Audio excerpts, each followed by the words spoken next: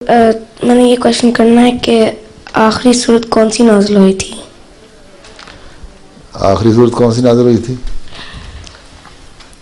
مختلف وقتوں میں مختلف صورتیں اترتی رہتی تھیں، اور ترتیب عام وسلم ان کی دیا کرتے آیتوں کو مختلف آیتیں مختلف وقتوں میں اترتی تھیں، ایک وقت میں نہیں ساری صورت نازل ہو جاتی تھی.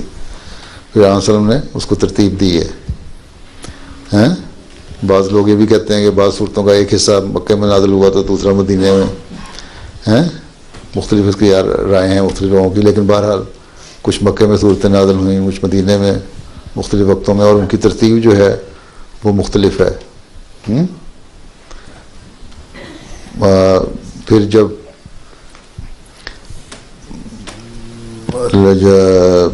ترتیب جو پھر آن وسلم نے آپ فرمائی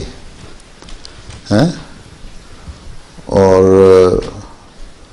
جب یہ بھی ایک صورت کا ایک آیت کا حصہ نا، تمہارا دین مکمل ہو گیا اور نعمت جو تھی وہ پوری ہو گئی. اب اس پہ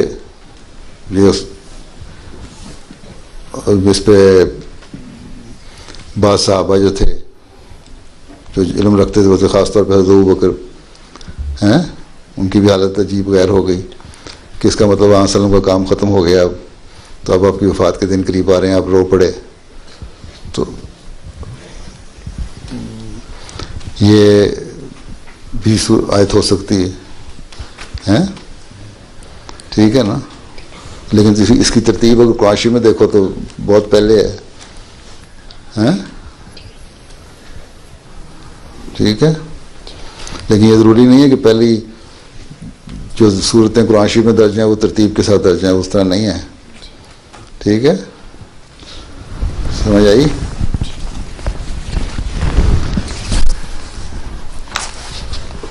یہ دیکھو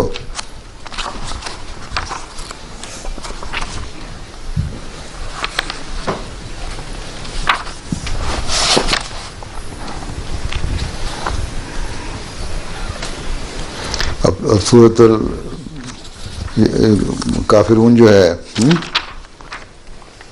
اس کا نمبر 109 ہے، اور وہ مکہ میں نازل ہوئی تھی. اور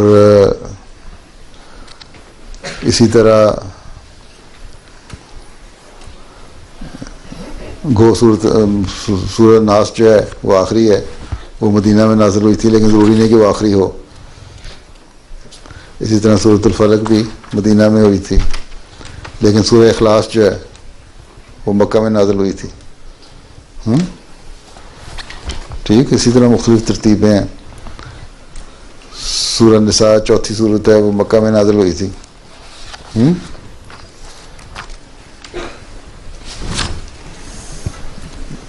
پھر تیسری صورت ہے آل عمران، وہ مدینہ میں نازل ہوئی تھی. اب نمبر اس کا تیسرا ہے، نازل مدینہ میں ہوئی. پھر اسی طرح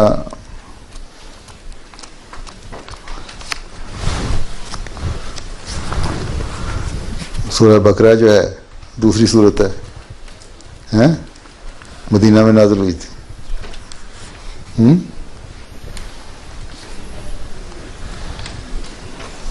سورہ فاتحہ مکہ کی ہے. تو یہ ترتیب ضروری نہیں ہے جو اس حساب سے ہو. 13 سال قرآن شریف نازل ہوتا رہا مدینہ مکے میں، 10 سال مدینے میں. ٹھیک.